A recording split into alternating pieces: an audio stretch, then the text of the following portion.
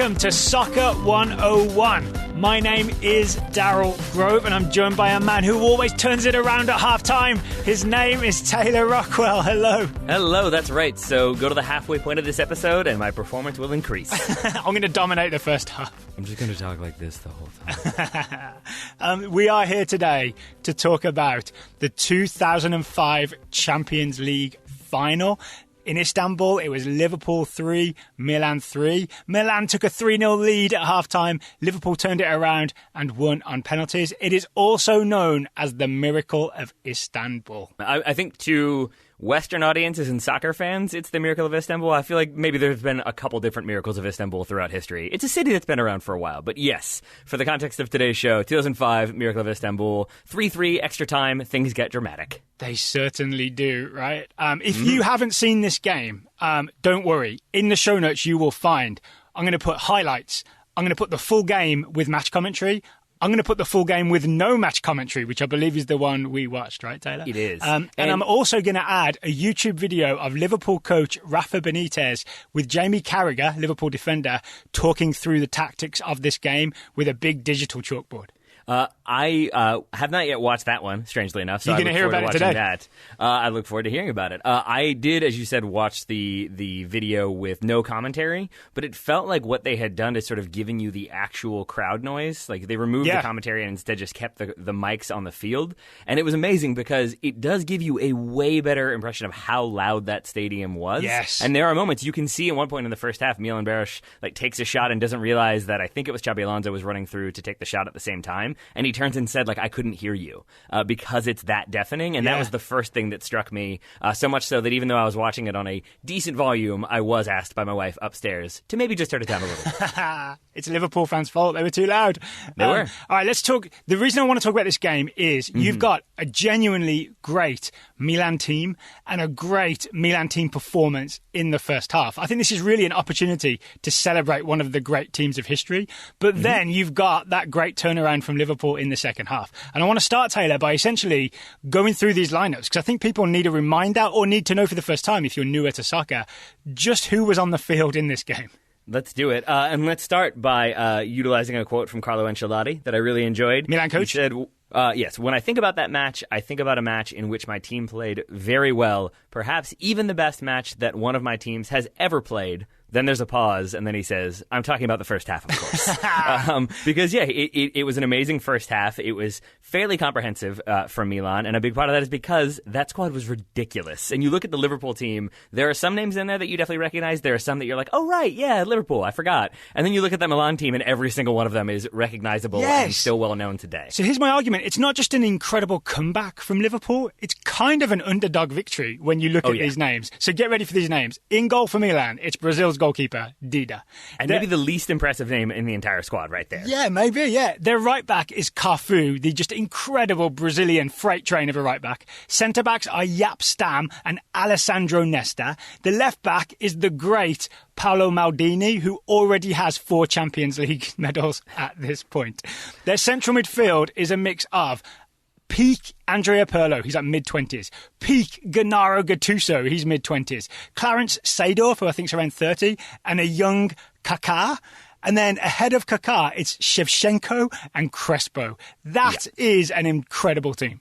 It really, really is. And it's a team that had obviously had a lot of time together. This is the end of the season. It's Crespo on loan, but for the most part, the rest of that team is sort of gelled. They know how they play, and you can see that in the way they play in that first half. I mean, the first minute is when the goal goes in. That's off a set piece. But for the rest of that first half, you can just see them being very comfortable and knowing where their options are going to be, hitting balls into space. And it's one of those sort of oh, there's nobody. Oh, there's the guy. You can kind of see them knowing how exactly to play balls into space, how exactly to utilize that space because of that familiarity and that technical ability.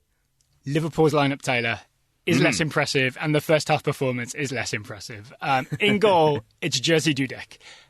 Right back is Steve Finnan. Not a bad player, not Cafu. Centre backs are Jamie Carragher and Sami Hyypiä.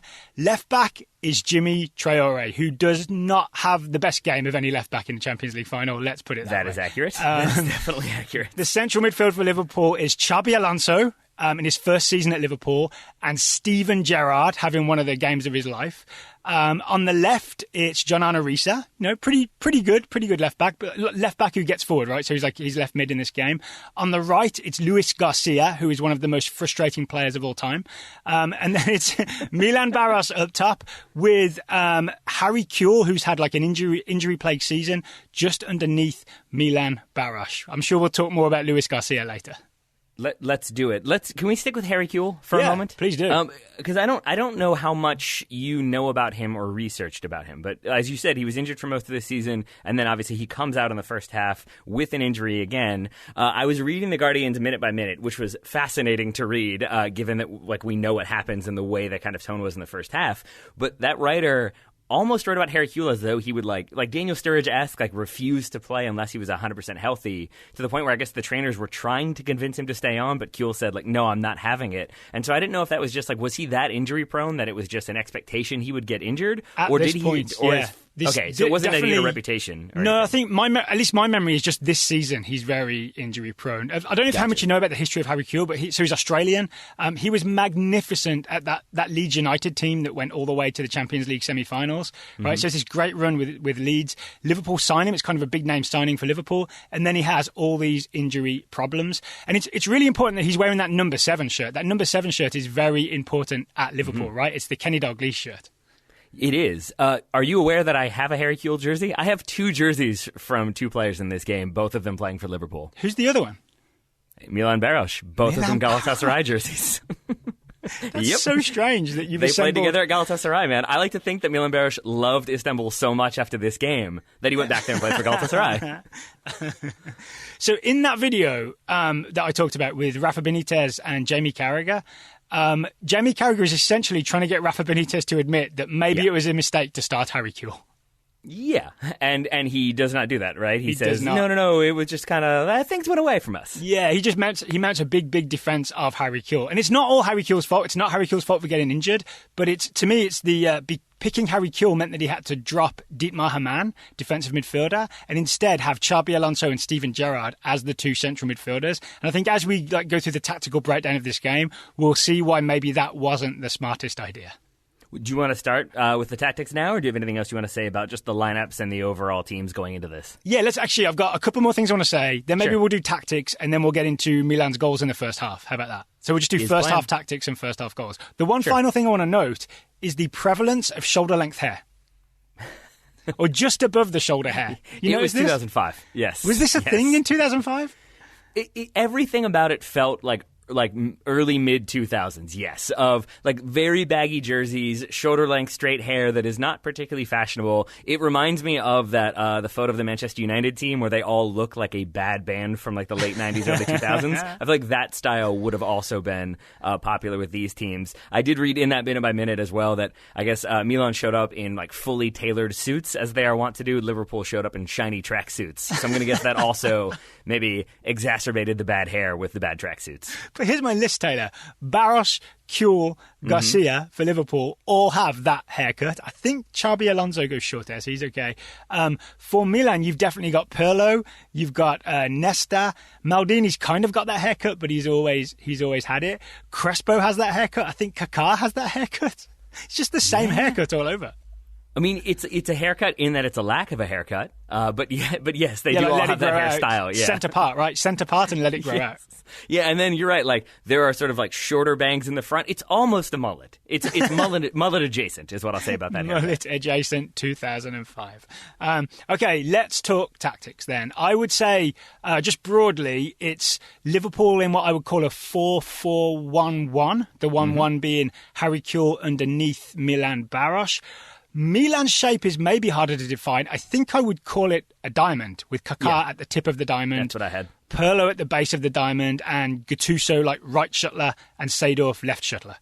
Yep, that's what I had. And then you've got Shevchenko and Hernan Crespo up front in a 4-4-2. The interesting thing I would say with what Milan were doing in my like perspective is that oftentimes you had obviously Pirlo sitting deep and moving the ball, but you would also have a like 4-2-2-2 at times. Did I get the number of twos right there? And it would be like the two deepest would be the closest together, and then it kind of spreads out from there to the point where the two forwards are super wide, but it still keeps your numbers right through the middle. You can still play very vertically and very directly, but the key point being that you still have numbers ahead of you and numbers around you, whereas Liverpool, it felt like we're just trying to kind of dump it into Milan Baros and hope that he could knock it down. With Milan, they could play through the middle from Pirlo, or they had those other options ahead of him, so that they really kind of always had options in that first half. I think that's absolutely right, yeah.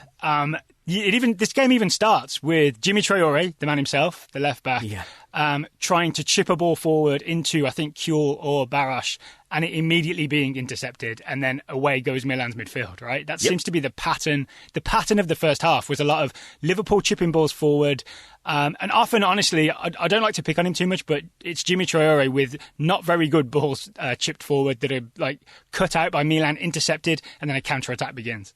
I agree. Jimmy Traore, notoriously bad balls. Then he plays that ball forward. It's cut out by Milan. They possess the ball. Liverpool get it back. They dump it forward again. Milan come right back down, and that's the foul from Jimmy Traore that leads to the first goal. So, yeah, not a great start to the game from Jimmy Traore, certainly. Absolutely not. Should we talk about that first goal then?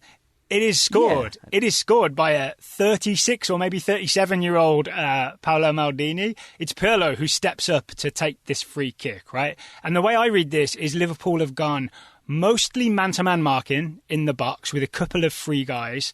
And then they've got Luis Garcia at the top of the box. And I think he's supposed to pick up any runners that come from deep. Yep. But I think he just doesn't see Paolo Maldini run behind him. Yeah, well, I think it's that, and then I think it's also, I'm assuming this is a deliberate set piece kind of played back away from the goal, and that Maldini is meant to be there. At least everything Pirlo does is deliberate. There we go. So in this case, I think what happens is basically Liverpool are set up expecting a bunch of runners into the box, as you kind of do, and this game was a sort of dump into the box on occasion sort of experience. And so that, I think they're set up to wait for those runners to come in, and Maldini basically just kind of stops and is there for that volley, and I think that's why nobody is able to get to him in time, because they've all dropped off a little bit expecting the run. Because Maldini doesn't run straight into the mixer, right? He stops just short, and Pirlo delivers it just short, so he avoids all the bodies, and so Maldini's kind of free to just hit that ball right-footed volley. Yes, he does that. He also has the hair you mentioned. I've been thinking more about this. I think I understand why that stands out to us and why it looks so weird to us, aside from it just not being very stylish. What, the hair? Why? Why does it stand out?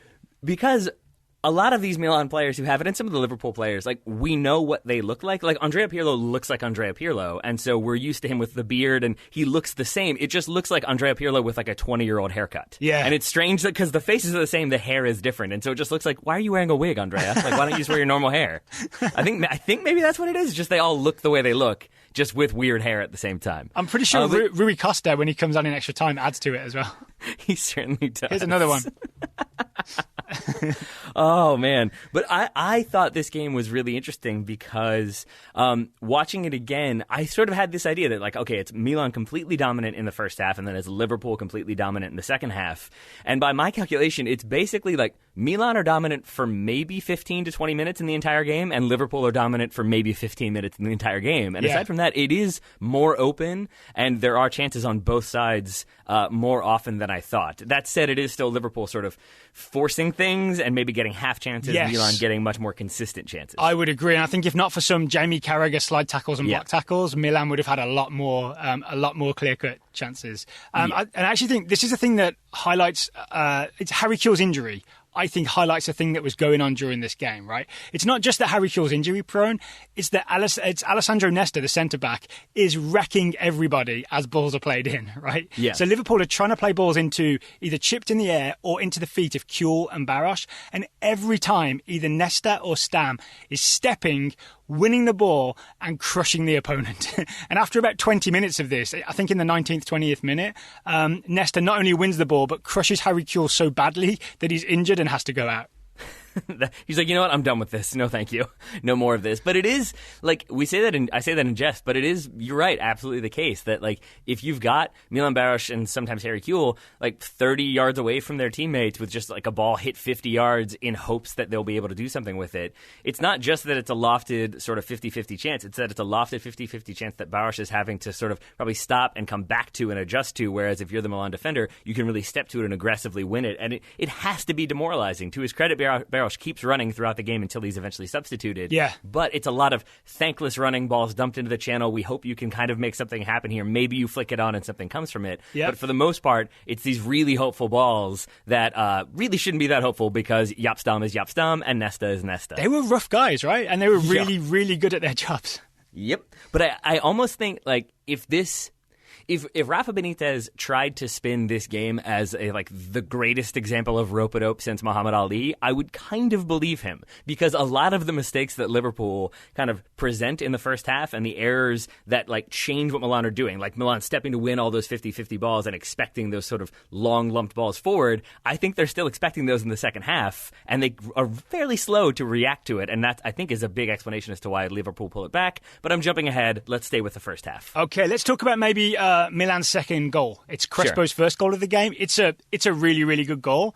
And I think, once again, in my notes at least, I see that it begins with Luis Garcia getting robbed of the ball by Alessandro Nesta. Yeah. I think I have a little more patience for him than you because at this point, Luis Garcia moves into the Harry Kewell role. Is it Smicer or Smeecer? I've always said it was Smeecer, but then the commentators, when I listened back to it, were saying Smicer. I always say Smeecer. I don't know why. Okay. I'm sticking with Smeecer then, okay, because I've done the same. He moves to the kind of like right wing, right like midfield position. Yeah. Luis Garcia goes central, and then I think like he wasn't having the best game to begin with, but then he's now thrust into that Harry Kewell role of he has to try to make stuff happen. Yeah. And I do have a little more credit for him. The Harry Kewell role of getting crushed by Alessandro Nesta. Exactly. Or like getting the ball, finally having a little bit of control, turning and seeing no one around you and 4 Milan defenders ahead of you, and just being like, all right, well, I guess we're gonna try this. So once Garcia has lost the ball, I think it's Maldini collects it, and I want to say it's Pirlo with a nice little pass that breaks the lines of Liverpool's midfield, and then Kaká is away.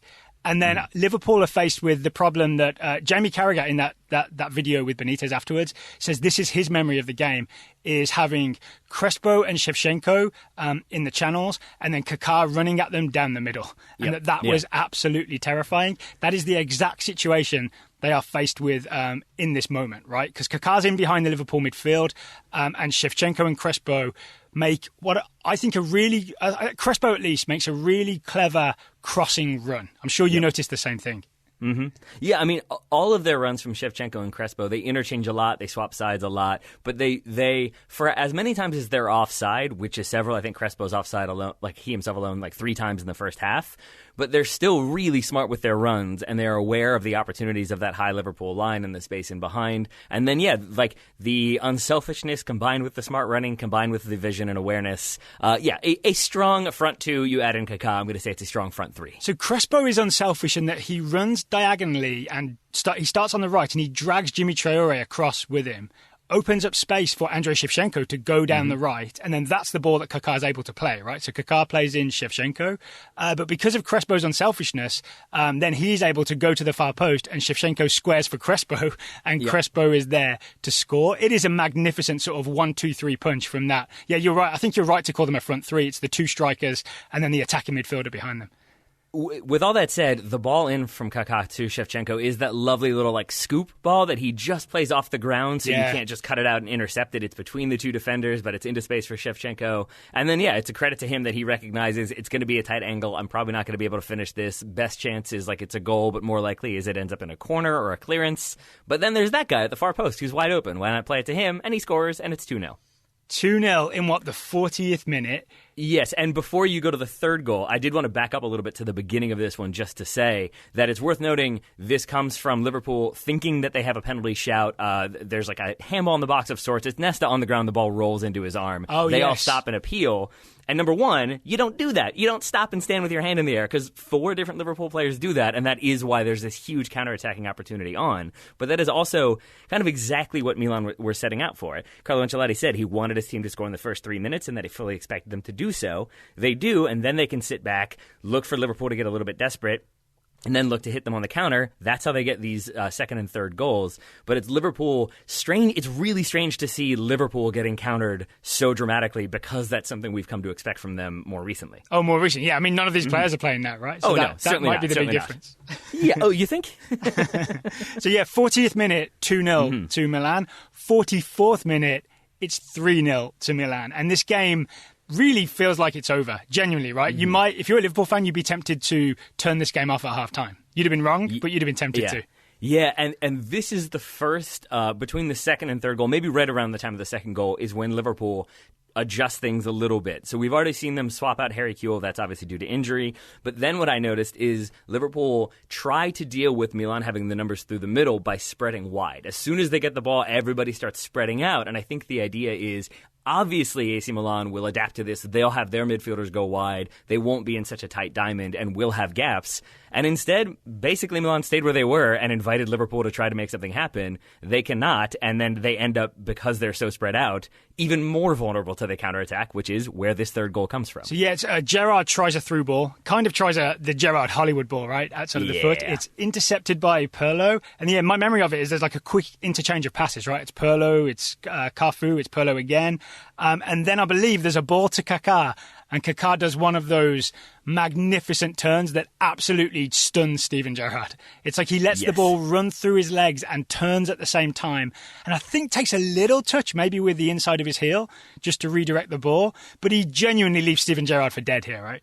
Oh, yeah, absolutely. I mean, this was the moment when I remembered what Kaká was in his prime, because it's that turn, and then I will always equate it with Marco Echeverri with DC United, because the commentator once said, like, the ball had eyes, because he splits 3 players to play in a forward. This is a ball had eyes moment, because I had to 50-yard ball? Yes, as Kaká's advancing, he gets the ball through to Crespo, but it's way more complicated than it sounds, right? Yeah. I tried writing down, trying to like find words to describe this, and I found myself having to diagram it essentially to write, to like draw it out for myself to see the spin on the ball and how it splits so many players, right? So essentially, what I figured out after diagramming it is the ball goes between the two centre backs, Hyypiä and Carragher, but then bends in such a way that it tempts Carragher to have a slide at it. But it bends away at the last second, and then so Crespo is able to run through the middle of both of them, right? And Steve Finnan's chasing, but he can't get there. It is an absolutely perfect like turn and pass from Kaká through to Hernan Crespo. But let's not forget about that Crespo finish. Nope, because it is amazing to see an incredibly world-class, like inch-perfect ball, and then it's complemented by an incredible world-class finish, because Crespo, I remember this as being that he receives it and takes a couple touches and then finishes calmly against Dudek. Nope. It is first touch and in stride. He does that thing that is so difficult to do that only world-class strikers can do, of in stride, he still manages to chip it somehow, and it's like a little scoop shot that completely works, but is so difficult to pull off without making yourself look like a laughingstock. But I guess that's why Hernan Crespo is Hernan Crespo. Would you agree that gives him the element of surprise? Because he's playing it out of stride, right? So that there's no way Dudek would have expected the shot at that moment. No. And I think this game had been fairly direct, fairly aggressive. And so I think with that, you expect, like, okay, here comes just like a head down, shooting as hard as you can sort of shot. And I think so Dudek is preparing himself, trying to kind of close the angle down, and is probably not expecting the delicate scoop shot that ensues. So 3-0 at halftime, 3-0 to Milan. Rafa Benitez goes in the dressing room and works his magic. Taylor, you've said you sort of have diagnosed the tactical problem for Liverpool and how they solve it. What's your read on what they do? And then I'll give you what Rafa Benitez says he did. All right. Do you want to tease that? Should we do it now and then talk about today's sponsor? Or should we do the sponsor first since we're at halftime? I feel like since you've said the word sponsor, let's just do it. All right. Let's do it. Today's episode of Soccer 101 is brought to you by ExpressVPN. Since I always struggle to succinctly explain what a VPN is and what they do, Daryl, can you take that one over? A VPN is a virtual private network. It lets you connect to the internet with privacy. Here's the important part with ExpressVPN. Because it's a premium ExpressVPN service, it's the best VPN on the market. It doesn't log your data. You can find cheap or free VPNs, but those VPNs are cheap or free because they make money by then selling your data to ad companies. ExpressVPN does not do that. The P means private for a reason. They've developed a technology called Trusted Server that makes it impossible for their servers to log any of your info. And you might think that that means it's like an even more complex or convoluted thing because it doesn't have all these other little things in place. That is not the case. You don't have to be able to code. You don't have to program. You just fire up the app. You click one button to connect. And it's so easy, so say they, that even your grandparents could do it. They haven't met my grandparents. Yeah, and my in-laws are gerontologists, so I would just say anybody can do it because I myself am not always the most computer literate, and they do make it very, very easy. And I do appreciate that not only do they have the locations you can say you're from, but they have the flags too. So you can just be like, I don't know, oh, but that flag looks familiar. That's the flag I want. I feel fine saying that my grandma couldn't do this because she doesn't have internet. So she would have no need for it. But if you do have internet and you want privacy and you want to be able to mask your IP address, then ExpressVPN is for you. You can click that one button. And it's not just me and Taylor saying this. Wired, CNET, The Verge, and all kinds of other technology journals rate ExpressVPN the #1 VPN in the world where we live.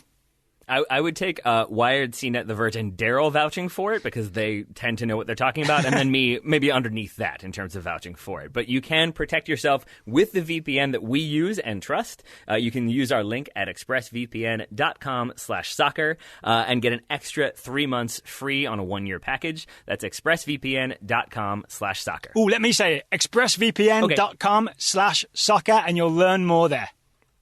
You will indeed. Thank you very much to ExpressVPN for sponsoring this show. Okay, let's talk halftime adjustments because I have always heard that Rafa Benitez is a very good tournament manager, that he knows how to get the best out of his teams when it comes to knockout competitions, especially the Champions League. I would say the first half is not the best indicator of that, but this halftime adjustment definitely is because basically what he does, he takes out Steve Finnan, who, as you mentioned, is fine, but not great. So he's playing right back for those following along. Yeah, Steve Finnan's the right back. And in comes Dietmar Hamann. I have to go with my bad German accent. But it's not just that he goes to it's another midfielder and whatever. He goes to I have seen it written as a 3-5-2. I would argue it is a 3-4-2-1. I think that distinction is very important. Rafa Benitez would agree because when he put this up on the digital chalkboard, it was very much a 3-4-2-1.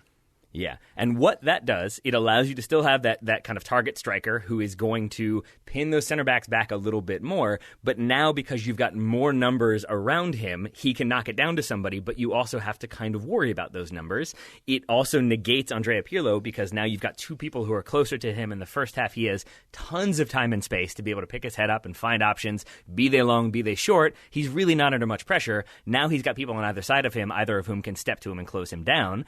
But then with the back three, you can still have one center back free and have the other two occupying those wide forwards. So you kind of always have the forwards marked up with a free defender. You've kind of balanced the midfield because you have better numbers there. Then you have more numbers committed to the attack, and you're sort of limiting how Milan want to play out. And it sort of checks all the boxes for how to cancel out Milan's threats while also kind of providing Liverpool with a few more than they had in the first half. I think everything you've just said is correct. I don't think even Rafa Benitez himself would disagree with that. But I think the most important thing is that Dietmar Hamann is a more defensive midfielder than Steven Gerrard. Because that is the big change, right? The midfield two had been Xabi Alonso and Steven Gerrard. And in Rafa Benitez's own words, they could not control Kaká. Because what would happen is Steven Gerrard is just naturally a box-to-box player, right? So he'd essentially go a-wandering. Especially as soon as Liverpool are 1-0 down, you're Steven Gerrard, you're even more tempted to get forward, right? So Gerrard goes forward, leaves Xabi Alonso alone. And Xabi Alonso was magnificent in this game. He picks out, he finds so many passes through tiny, tiny little alleys, right? He is an incredible sort of regista-type midfielder. And it's interesting to think of this game as Alonso versus Pirlo, two of the greatest in terms of finding passes from deeper midfield. But Benitez's very specific criticism was Xabi Alonso is not fast. And even if he wanted to, he could not keep up with Kaká. So you have to bring in a more defensive midfielder to play alongside Alonso. So it becomes Hamann and Alonso to try and control Kaká. And then you can push Gerrard forward, right, to be one of those two attacking midfielders. And you essentially unshackle Gerrard of his defensive responsibilities. You should have given the full quote. It's Xabi Alonso is not fast, but he is perfect. Was that the real quote? No, but that's what I want it to be, because Xabi Alonso is my number one player that I am not a Liverpool fan, not a Madrid fan, not a Bayern fan, not a Spain fan, but I love that man. I really do. I enjoy everything about Xabi Alonso, so I enjoyed getting to watch him as a younger man, but yeah, certainly not a fleet of foot man. And I also think it does allow Steven Gerrard to have the second half and extra time that he does. Because yes. I was texting with former co-host and current friend, Albert. I almost said former co-host and former friend, about this game. And I was asking, like, was this the game that sort of cemented it for you? He said, it's not the game that really cemented my Liverpool love, because that was Michael Owen. The game cemented my love for Steven Gerrard. He was so good in the second half and extra time, played everywhere and did everything. I still think it's hard to remember that there weren't a ton of Premier League games on TV at this point, so this was kind of an opportunity to get to watch him on that center stage. But a key point Albert made there is it's the second half, because that Guardian minute by minute in the first half is basically like, when are Liverpool going to recognize that he is not that good? He can't complete a pass, he can't mark. Why do they continue to think he's so world class? And then this second half, he really, really shows you why he has that reputation. Absolutely. I've got one more surprise for you, though, Taylor. Please. So at half-time, Steve Finnan was not the planned substitution. Really? So apparently, one of the first things that Benitez said when everybody came in their dressing room was, hey, Jimmy Traore, take a shower. Okay, that makes a lot of sense, because Steve Finnan, like, he still had those moments, and I think he's a little bit shorter, a little bit less physical than Jimmy Traore, but he stands out to me because that means his legs move faster. And there are moments when he almost looks like the Roadrunner, where he's got like the feet going so fast, but he was still getting up and down and still sort of trying to facilitate attacks, but doing his defensive job. It was odd to me that he came off and Traore came on. Because Traore, mistakes were made, right? Mistakes were made by Jimmy Traore. There were times when he was just lifting the ball forward. There were times when he clearly panicked and just tried to blast crosses in, and they went like at weird angles out of bounds. There were times when he just gave the ball away. He straight up had a bad game. He was going to be... they were still going to do the three at the back, but it was going to be Traore who made way as a fullback instead of Steve Finnan.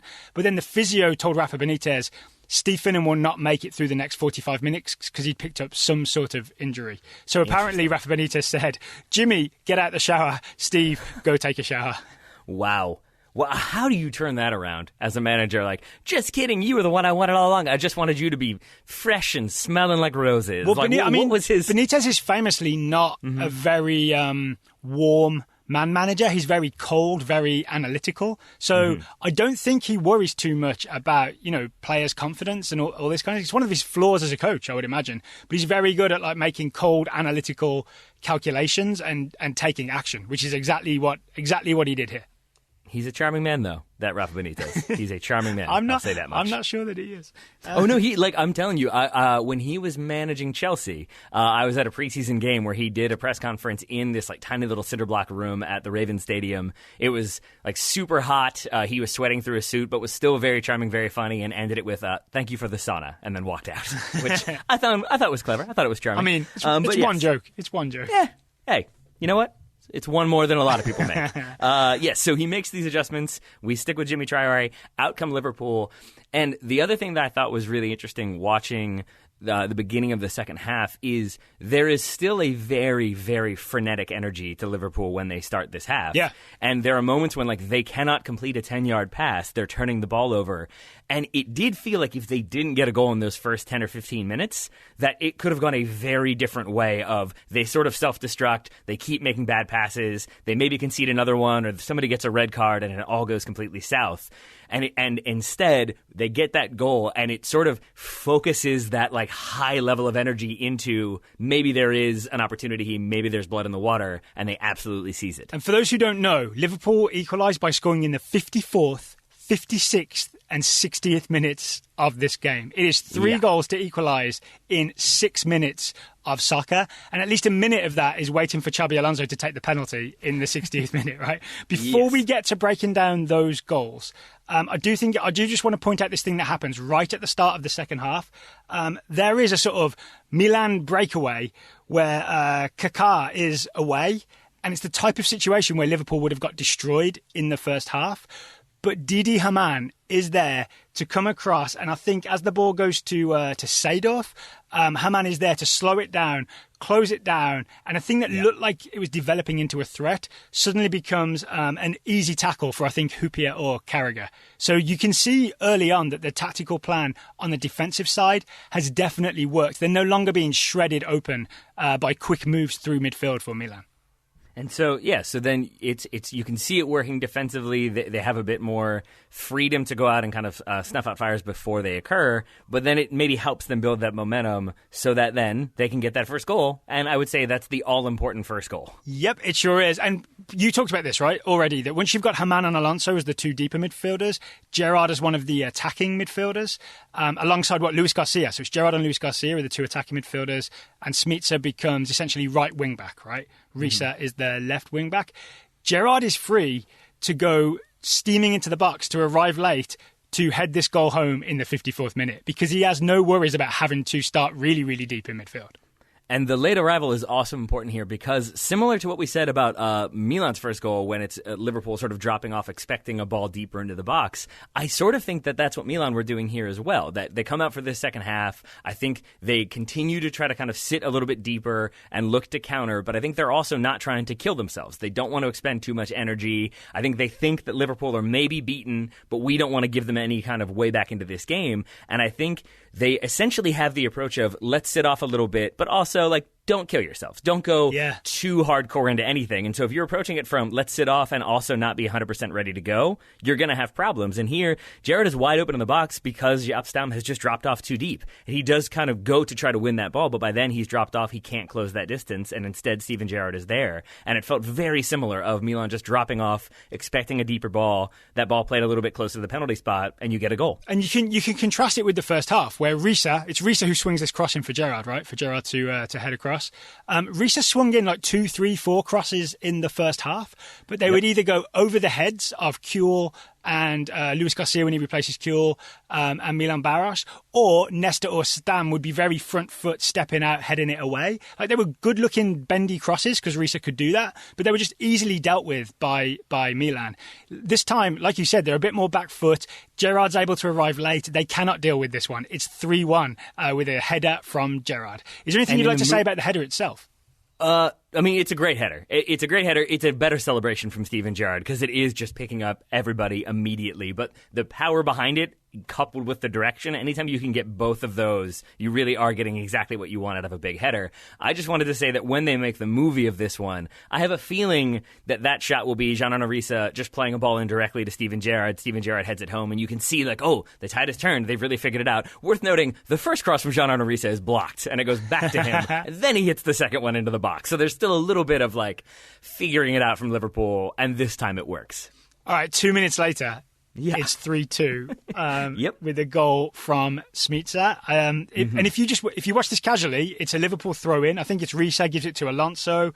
Alonso squares it to someone else, to Hamann. Alonso gives it to Hamann. Hamann squares it to Smica. Top of the box, Smica strikes it like an arrow in the bottom corner. When you rewatch it, you wonder, why is there no pressure on the ball from Milan? And then you spot Kaká.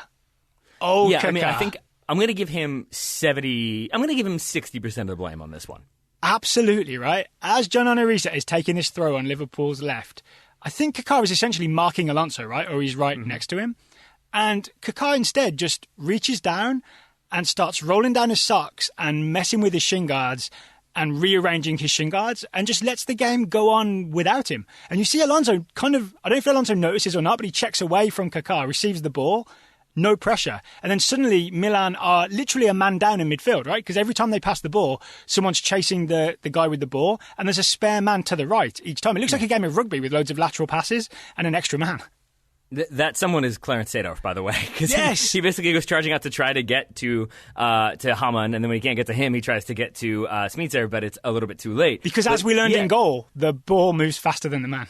It does. A helpful lesson there. So Kaká definitely, had he been in the right position, he cuts that first ball out, or at least that kind of lateral pass isn't on, so you can't have the build-up from there. But it's also worth noting that like Gattuso is standing just outside of the 18, but if you count him as being inside the 18, because he's very close to it, Milan have 8 players inside their own box at this point, including the goalkeeper. But still, like, that is way too many numbers, given that both Haman and Smitser and Xabi Alonso are like 10 yards away from the top of the 18. Yeah. So that is really a good 10, 15 yards gap that you should not have. And again, I think it's Milan dropping in, trying to be conservative, maybe being a little bit rattled by that first goal. But simultaneously, I think Kaká adjusting the shin guards to me says they're still sort of like, yeah, it's 1 goal. They're beaten. Yeah. We got this figured out. I don't need to run around. Because if you're going to be conservative and get lots of numbers in the box, and I understand that instinct after you've just conceded a goal in the Champions League final, you've still got to get pressure to the ball outside the box from someone, right? You can't have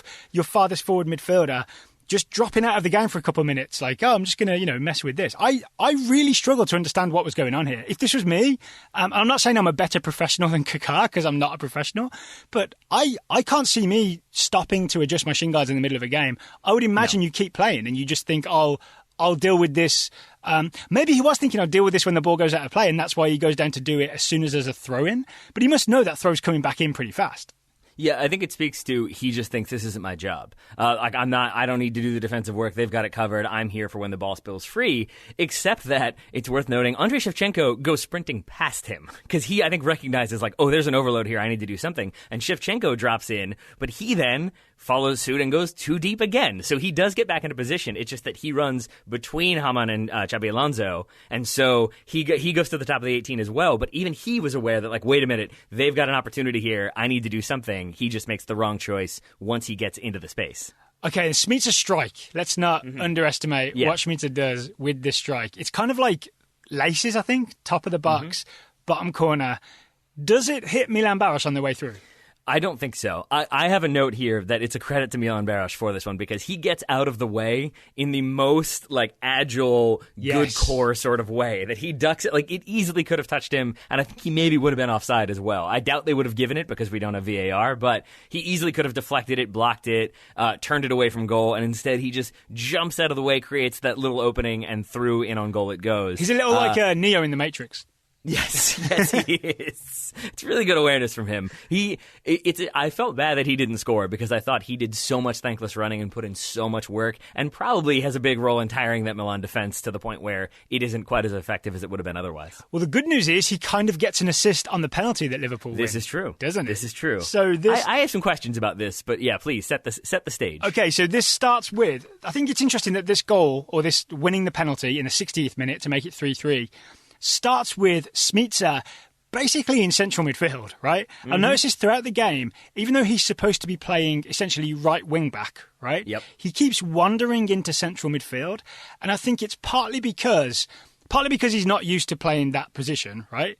But also partly because Paolo Maldini is the Milan left back, and he does not get forward even half as much as, say, Cafu. That's right? a good call. That's a good point. And also, Clarence Seedorf is the left-sided midfielder. He likes to come central as well. Yep. So I don't know if Smitser recognises that there's no need for him to stay pinned to the wing, and maybe it's better to come and have him be part of the numbers overloaded midfield, or if he's just sort of not quite used to playing wide and so he wanders in field. Either way, it's good for Liverpool that he's there because he starts this move that wins the penalty. Yeah, I mean, and I mean, obviously is in place in that exact spot to score the goal by going central, so I think also that's pretty good. But yeah, he is it Smitser? No, it's Jamie Carragher, right, who plays the ball into Milan Baros? It is. So it's, Smitser is holding the ball in midfield, and Jamie Carragher goes from right centre-back. He does a sort of Chris Wilder Sheffield United centre-back run where he just goes charging up the right side, and Smitser's got this like nice, clever outside of the foot pass to play the ball into his path. I honestly thought it was Xabi Alonso playing this ball to begin with. Carragher charges forward, and it's got to be the highlight of Carragher's career. He plays a pass into the box to Milan Baros that splits both Pirlo and Maldini to find Milan Baros. That is peak Jamie Carragher. And yet, I would say I don't disagree with like the way you're describing that, and yet other plays he makes in this second half are maybe more impressive, which is something to say, especially before Steven Gerrard scores the first goal for Liverpool. There's a moment when Carragher goes on a good 60 or 70-yard run. If you're listening to it without the commentary, you'll know it's that moment because he screams like, mine, as he's running through, gets the ball, goes down, goes into a 50-50 with Jaap Stam. I think he ends up winning Liverpool a corner, but he knocks Jaap Stam off the ball. And right there, that felt like a sort of setting the stage. Carragher is like, fine, I'll do it myself. I'm taking the ball the length of the field. I'm going to knock Jaap Stam over. I'm going to get us a set piece in their like defensive third. And then he has this run and plays this ball in. Some great work from Jamie Carragher. Again, moving him to the kind of right center back spot, I think really pays dividends for Liverpool. Yes, it really worked for him, right? So this move to win the penalty kick, he plays this ball into Milan Baros, who has a defender on his back. I'm not sure who it is. I'm going to guess it's Jaap Stam or Nesta. And he just has a one-time outside of the foot layoff to the late arriving Steven Gerrard. He's done it again. Gerrard's done this thing where he's waited for, I think it's Pirlo gets attracted over to Carragher as Carragher is charging forward. And if you watch this again, you'll see as soon as that gap opens up, Gerrard is away. Gerrard sees the space and runs into it. It's one of the things he was so good at. So that he was there late arriving to receive this pass from Baros. And then he's brought down by Gennaro Gattuso. And it looks soft to begin with, right? But I'm really confident that Gattuso's right leg basically tangles with Gerrard's left leg. We've said this before, but it's worth reiterating. Like, this is one of those plays where you watch in slow motion, and if you don't like soccer, you will see this and think, like, see, it's so soft. Like, there's no contact there, like, barely any, and he goes down. This is where I would say, try running at full speed as fast as you can, and then imagine someone just clipping your foot a little bit and what that would do to you. Yeah. It's really like stepping on a black ice out of nowhere. And see how many bruises it will send you sprawling. Yeah, exactly. I will also add, I think, like, I could kind of identify Steven Gerrard. Like, if you just had the silhouette of him, like an animation silhouette of him, I could probably, like, identify him by the way he kind of runs and dribbles, but the way he falls. Steven Gerrard falls as though he's a slinky. Like, he hits, like, the bottom part of him stays rooted, and then the top half goes over. It's a really specific way he falls that I cannot explain, but when you watch this one happen, maybe he's selling it a little bit, but it's just a very definitive, like, aggressive, violent way of falling that is very unique to Steven Gerrard. I think there's a bit of slinky salesmanship every time Gerrard goes down. It's not necessarily a bad thing, I think, because I think it's just enough salesmanship that it's not showy like a Neymar type thing where you're going to get ridiculed for it, but it's just enough to maybe convince any referees that were on the fence about whether or not this was a foul. But here is what confuses me about this, though. He is in on goal. I mean, maybe Cafu can get over and put a foot in, but I don't think so. I think he's about to take this shot, and that clip happens. I don't understand. I think Gattuso doesn't get a card at all. I don't understand how that's not a yellow card and maybe even a red card, because it seems like it's denial of a goal-scoring opportunity. At this point, that is still a red card offense. I don't know how Gattuso stays on the field. Oh, I didn't think about that. I didn't look at the position of the other players. I'm going to assume maybe they were just players, like you said, Cafu maybe could have covered. Maybe, but it really is like they're a little bit of ahead of Steven Gerrard. So he is not like in on goal by that definition, but they're still like yards away that he is definitely going to shoot this with his next touch and probably put it in the goal. So I'm happy it wasn't, because maybe that would have changed the structure of this game even more. But it still was one of my notes of how is Gattuso still on the field. Well, here's the thing. Alonso steps up to take the penalty kick. He looks nervous. May I interject for a moment? Yes. If you don't mind? Exactly. I have in my notes, because two things I should admit right up front. Daryl sent me the link to this game to watch, and about like after Milan scored the first goal, about 15 minutes in, I was like, all right, I'm getting kind of tired. I'm going to go make myself a cup of tea, but I'll wait until Milan get the second goal, then I'll take a break. And I kept waiting and waiting. And at one point I wrote in my notes, like, did Daryl send me the wrong clip? Forgetting what minutes these goals happened. Similarly, in my notes for this one, I wrote down, if I didn't know any better, I would swear that he is going to miss this penalty. And if you look on the score sheet, it says Alonso, 60th. Yep. It does not say penalty because he misses this penalty. Dida saves it, but Alonso charges in and just gets his left foot to it and kind of lifts it, chips it into the top left corner. And we don't know who the fifth, or I don't know who the fifth taker for Liverpool would have been because they only have 4. Oh, you mean when they go to actual penalty kicks, you mean? Yeah, I'm assuming it would have been Gerrard, and I do wonder if this is why Xabi Alonso doesn't take one in the penalty shootout. That makes sense. That would make sense, yeah. But at least he's there to have the poise and calmness to finish, and then he gets sort of like horse collar clotheslined by Milan Baros in that celebration. It's an aggressive celebration. I thought maybe there were some injuries afterwards. How much do you want to talk about the rest of this game? Because there were no more goals until extra time. Yeah. Sorry, until the penalty kicks. Yeah. But obviously there are incidents. So maybe let's just pick out a few either tactical changes or incidents that we want to talk about leading up to the penalty kicks. Yeah, I think especially as regulation winds down, you do see Liverpool sort of like having to come down a little bit. And I think that they are very content to get to extra time. I think they're pretty gassed by about the 80th minute. And that is when Milan do start to turn it on. And I would argue that this game finishes 4-3 in regulation, if not for Jamie Carragher. Absolutely. He has one that he just kind of cuts out with a slide tackle at the very, very end. Yes. But one in like the 88th minute or so. It was difficult because I didn't have a clock on mine. I was basically using an online stopwatch to track what minute I thought stuff was in. But I think it was around the 88th. He single-handedly basically stops a 3v1. And I don't know how he does it, but he eventually gets across to block a shot. It's incredible defending from him. I feel like we've just duplicated work and made the same notes. But yes, in the 88th minute, Shevchenko actually goes on this crazy dribble where he beats Haman, he beats Hupia, and he's kind of in, and Carragher slides in and blocks. That's the 88th minute. 8 minutes earlier. 80th, yep. The same thing. Why didn't one of us just take notes and share them, right? I don't know. It's even worse, right? Shevchenko beats, I think, Haman, Hupia, and Traore. He beats three men, gives it to Crespo. Crespo cuts it back to Kaká, and Carragher throws himself at this and blocks it. And I think he gets injured in the process, right? He's struggling for a little bit there. There are absolute heroics with good timing from Jamie Carragher. It's the perfect combination of just wild throw myself at this, but also throw myself at the exact right spot because I'm actually very good at what I'm doing. Yeah, it was a good reminder of why he is so beloved by Liverpool fans and why he kind of has the presence he has today is because of that sort of like definitive English, stiff upper lip, hard work sort of thing. I can understand why people like him the way they do. I also enjoy his friendship with Gary Neville, I will say that, but that doesn't really relate to this episode. But I thought Jamie Carragher really, again, almost single-handedly keeps Liverpool in this one in the dying moments. And then Jerzy Dudek in extra time plays his part as well. He certainly does. Oh, I want to say one more thing about Carragher. Sure. It's actually really interesting. If you look at the team sheet for Liverpool, there are only two Englishmen on the team sheet. It's Carragher and Gerrard. So weirdly, there's only two Englishmen, but they're both from Liverpool. So it's this weird thing of they're not that well represented in terms of locality, but they're also weirdly hyper-representative by two local lads, and one's captain and one's like the star defender on the day. As Daryl will attest, I have a weird sort of like concern about that. Like I tend to enjoy, like I'm a Man United fan, I tend to enjoy it when I see 4 or 5 Englishmen starting in that team, and I almost think of that as like a multiplier of like, yes, Liverpool only had 2 Englishmen, so they get like that bonus for having 2 Englishmen, but then they're from Liverpool, that's like a ×3 bonus. So they really had 6 Englishmen on the field, is what I'm going to say. Yeah, I feel the same way. It's very strange, isn't it? And Harry Kewell, former territory, I think that counts as like half. There's 6.5 Englishmen on the field. I don't know Harry Kewell's politics, so I can't speak to it. I doubt he'll appreciate that or enjoy it. Yeah. His politics are injured. I know that.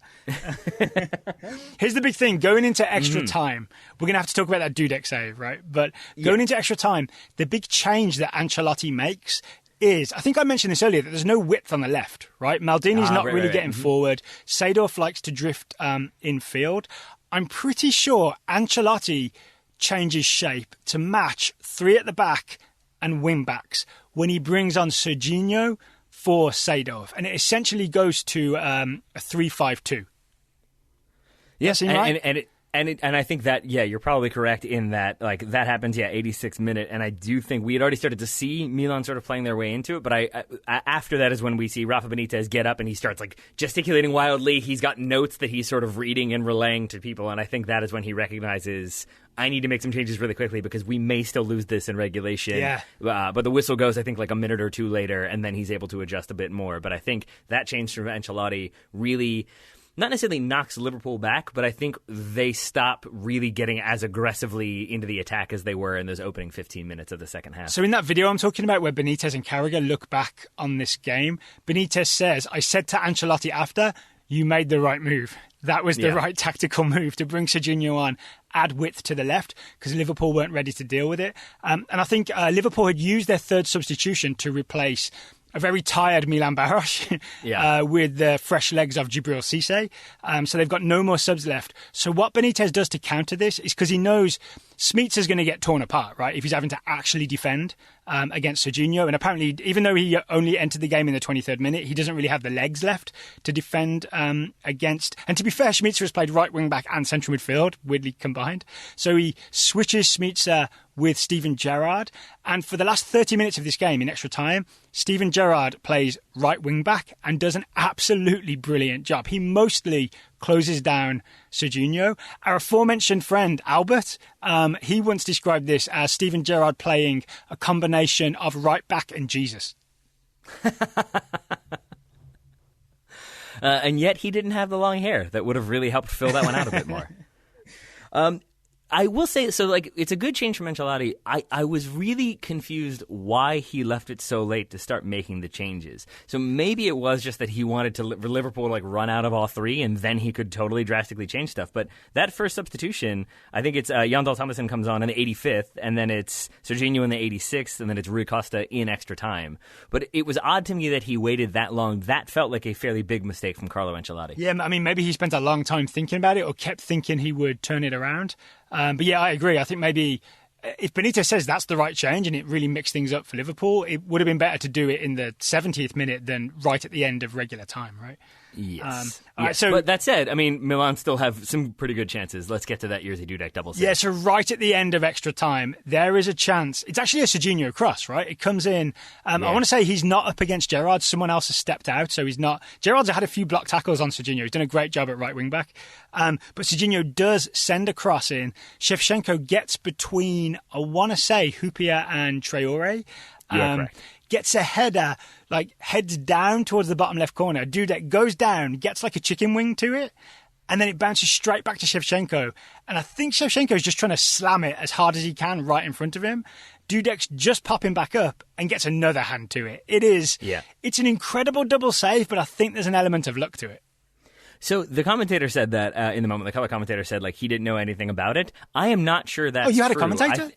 I think for this I think I went back and watched this again because I wanted to see if I could find like a slow motion. It's really difficult to find like a true slow-mo breakdown from like behind the goal or something like that. But because Dudek gets a hand to it, but I think more importantly is like he just sort of reactively gets a hand in the way. And I don't know what exercises he was doing. I'm not even going to make a masturbation joke here, but his wrists must be insanely strong. He has like superhero dexterity or something because he basically just gets a palm to it, but somehow Shevchenko crushes that ball. He does, and right? I don't know how it doesn't just like knock his hand backwards and the ball slowly goes in. Instead, it goes straight up in the air. So Dudek has like the ability to get the muscle tightened enough that basically the ball hits it and goes right up. I don't know how he does that. So I guess it's maybe a little bit luck and a little bit instinct, but I guess that's what you need if you want to win the Champions League. 22% concentrated power of will, I believe it was.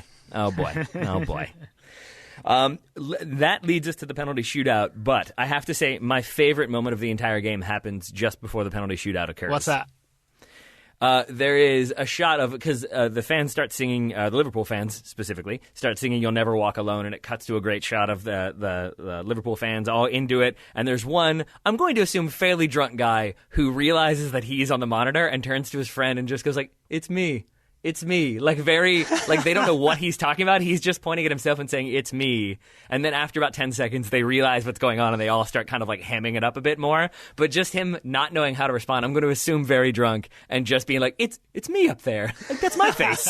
It really did make me genuinely laugh when I watched this at like 2:00 last night. Okay, Taylor.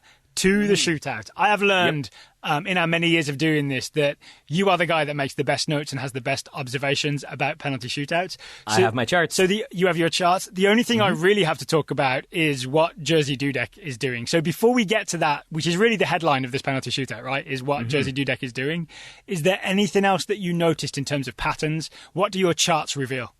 Dida dove the same way every single time. Oh, I didn't spot that. He dove to his right, and then he also remains motionless. That seems to be Dida's tactic, is don't give anything away, don't jump one way or the other. He just would stand there motionless and I think try to read the taker, and that works really well for Reese's take, because Reese's is really well placed, and it's decent power behind it. It's just a great save from Dida, but aside from that, I think not moving, he's such a big guy that if he had like spread those arms out and kind of moved back and forth like Jerzy Dudek did, I think he probably gets in their head a little bit more, but because because he doesn't and dives the same way for the first 3, I believe, then you can kind of see Liverpool think like, all right, I'm going to go to the right, and Smeeser just bashes his into the right-hand corner, and I think that's probably an awareness of Dida going the same way every single time. In terms of Milan's penalties, Rafa Benitez said that they'd done their research. And this is actually quite early. Like this is before it was a really obvious thing to do loads of research, and you couldn't have easy access to video, right? Like you can right now. You can't just get on Wisecout and look at penalty kicks. But he said apart from John Dahl Tomasson, they knew the habits and the penalty-taking habits of every single one of Milan's penalty kick takers. Could you see that in... Yes. Yes, okay. How could you see it? That's really, really interesting because Dudek, for the first one, which is Serginho, he skies it over, but Dudek dives to the correct side. The second one is Pirlo. He obviously dives the right way because he saves that one. Thomason he dives the wrong way. I do wonder if Thomason scores, right? Yes, but Dudek dives the wrong way. He dives the wrong way on Kaká, and I almost am inclined to believe that that's Kaká being aware of like, oh, he knows what we're doing. And then obviously Dudek dives the right way for Shevchenko. So 3 of the 5 he dove the right way. That seems to indicate that there was some research going on. But there was definitely also a little bit craftiness because pretty much every single one of these would have had to be retaken because Dudek is routinely about 3 yards off his line when the penalty is taken. But he does something else, Mr. Grove, that I'm going to guess you picked up on. Oh, of course, yeah. He's so waving his arms around and like... So his technique, Dudek's technique is to wave his arms around, wave his legs a little bit, and then as the kicker starts their run-up, he starts basically faking left, right, left, right, left, right. I'm going to go one of these ways. So what I've just put 2 and 2 together on, though, is realizing that when he's doing that, which way am I going to go thing, he already knows which way he's going to go, right? Because they've done the research and he knows which way the shooter is going. Yep. So it frees you up. If you just commit, if you're the goalkeeper or a penalty shooter for that matter, if you just commit to a side and decide that's where I'm going, it really frees you up to do a bunch of other stuff. Because you can do all the nonsense before, but you know where you're going to end up. Exactly. Yeah. But there's another thing that he did that was my favorite thing that Jerzy Dudek did throughout the shootout. Is it that as well as going left, right, left, right, left, right, he takes basically 2 steps off his line every time? Well, there's that, but before the penalty is taken, he routinely would get the ball, bring it out to the shooter, and then stand there and hold it out to them. And with at least 3 of the Milan players, as they went to get it, he pulled it back a little. So they had to then come forward. And it really is just those little mind games of like you make them kind of commit to what you're doing, or more likely is you kind of piss them off. And you want them angry. You want them not being confident and just knowing what they're doing. You want them being like, I'm going to show this guy. Because as soon as you're then like making it personal and trying to figure out what he's going to do, you're sort of in your own head, and he is a little bit too. But he routinely walked out every single time. He never delayed it. He never did anything that would have gotten him in trouble or had the referee say, like, hey, stop doing that. And even Dida at one point goes and, like, chases a ball and tosses it out. But I think maybe he's a little bit behind the curve on that one. But Dudek, little mind games like that, I think, go a long way. Do you know the history of this with Liverpool as well? No. So there's the famous thing from the 1984 European Cup final. It's Liverpool versus Roma. Okay. Bruce Grobbelaar does what's become known as the spaghetti legs, where he stands on his line and basically pretends that his legs are going out from under him. He just like wobbles his legs left and right as if he's going to collapse at any second. And at least one Roma player just misses because they're so confused and put off by what Bruce Grobbelaar is doing. So I think... It wasn't his rapping that did it? I don't think the Anfield Rap had arrived at that point. So maybe they saw the future and heard that, and that put them off as well. But if you go back and find... If you Google Grobbelaar spaghetti legs, do you know what? I'll put the link in the show notes so that you can... and listeners can compare it. I definitely think there's a tradition here that Dudek is following in. It's like a Liverpool European Cup final wobbly legs tradition, because Dudek isn't famous for doing this before or after. Right, this sort of these weird movements before penalty kicks. So I'm not sure. This is so mean. I'm not sure Jerzy Dudek is that famous before or after. He goes and sits on the bench for Real Madrid after this, right? Just cashing checks for being number 2. And again, I don't want to keep referring to it. If you watch the Benitez Carragher video, Benitez explains why he replaces Jerzy Dudek with Pepe Reina very soon after Dudek has just won the Champions League, and it actually makes a lot of sense. Do you want to share that, or do you want to encourage people to go watch the video? Okay, I'll share it. It's because apparently Dudek was not much of a communicator, and Benitez always wants his goalkeepers talking to his defenders, and his defenders talking to his midfielders, and his midfielders talking to his forwards. So he replaced Dudek with a goalkeeper who would organise the defence. And is the most lovable person on earth? Pepe Reina? Yeah. I don't know. I asked him to do an intro for the Total Soccer Show one time. That's right. Yeah. I forgot about that. And he said, I don't speak English. Oh, that's harsh. Yeah. That's I was harsh. like, dude, It's you the live Jose there. Martinez You live treatment. there. Yes, so Liverpool win. Jerzy Dudek is the hero. The cameras stay with him. I did enjoy. I love a celebration. I love that Jamie Carragher is the first to get to him, misses the jump celebration, and then just takes off running. He's just like, I got other places to be. Steven Gerrard follows Jamie Carragher, and then the pylon happens elsewhere. But those two, I guess, went off on their own to celebrate. Have you got any other notes you want to add from this game? I've got a couple, but I won't take up too much of your time. I've got two really quick ones. Yeah. One, I saw a video recently of the Premier League, before Jose Mourinho's arrival, and it was just a lot of, vertical balls, very direct play. It's like a header back and a header back and a header back and just kind of back and forth. And it was similarly interesting to watch this game with, it's been a while since I've seen a game where really nobody cared about possession. Milan obviously did, but there was a lot of, ball retention wasn't necessarily prioritized, is a better way to put it. That Milan, even with possession, would still try these 30 and 40-yard balls that obviously weren't going to work. Liverpool did a ton of that, especially in the first half, but even in the second half. And that felt like a thing that nowadays managers would lose their minds if you just kept trying these risky passes. So that was really fascinating to me. Yeah, and I want to say we were harsh on Jimmy Traore for keep giving the ball away when he was chipping it down to Barros and Kjol. They weren't really well-placed balls, but it looked like he'd been instructed to do that, right? Lift the ball down there. Mm-hmm. Yeah. So I think maybe that lets him off a little bit, but that was sort of interesting to watch. It was also interesting to watch this one having just finished the English game, the Netflix series, which we were watching for the Total Soccer Show. And this game felt almost more brutal than some of the games in that show. There was some tough tackling in this one. And my final one that did make me then wonder who was the last of the 22 players in this game of the starters to play. Who was the last one to retire? Do you know the answer? Oh, I'm just looking at it now. Maybe Andrea Pirlo? I may be incorrect, but Milan Baros is still playing. No. He's still playing in the Czech Republic at 38 years old. Go on, Milan Baros.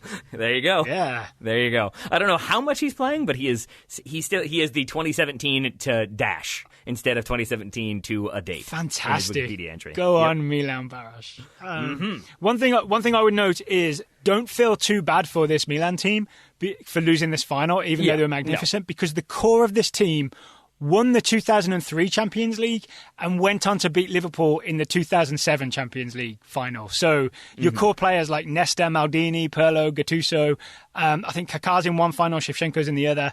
They all get Champions League winners' medals with Milan at some point. So it's almost like, not that they're happy about losing this, but this great Milan team does end up winning medals and already has one at this point. Yeah, and then 9 of them get to coach Milan later, so it all works out. I think that's all I had, other than one more time that Cafu is absurd and was what we did the math 34-35 at this point, but still faster than a lot of people on the field. Absolutely Cafu was maybe the number one player I would have drafted out of this game. Absolutely incredible. The second thing was just my frustrations with Luis Garcia. He is obviously such a very talented footballer who seems to always have to do a trick and just makes the wrong decision every time. He's the exact type of player I don't like playing with. You want to know? Here's the reason why I don't like him is because twice in my notes I had to cross out Luis Enrique and write Luis Garcia. Oh, dear. That is the end of my notes on this one. So, the Miracle of Istanbul, 3-3 extra time, Liverpool with the win on penalties. Anything else we should add about this classic historical match? Just that this is the fourth historical match review we've done. Previous historical match reviews were the US versus Spain in the 2009 Confederations Cup semi-final, the US versus Argentina in the 1995 Copa America, and the US versus Mexico at the 2002 World Cup. We have 3 more of these planned. If you have a game that you would like us to review, you can find us on Twitter at Total Soccer Show, which is our other show that we do, our daily show, the Total Soccer Show. Tweet at us, let us know if there's a classic game you would like us to review, and we will consider adding it to the list. Whatever we decide, for the following 3 Mondays, there will be a classic match review. There we go. Classic match reviews indeed. But until then, I have nothing else to add. So I will just say, Daryl Grove, I've enjoyed our time together. All right. Then I will say goodbye by saying, I've been Daryl Grove. I've been Taylor Rockwell. Thank you for listening to Soccer 101.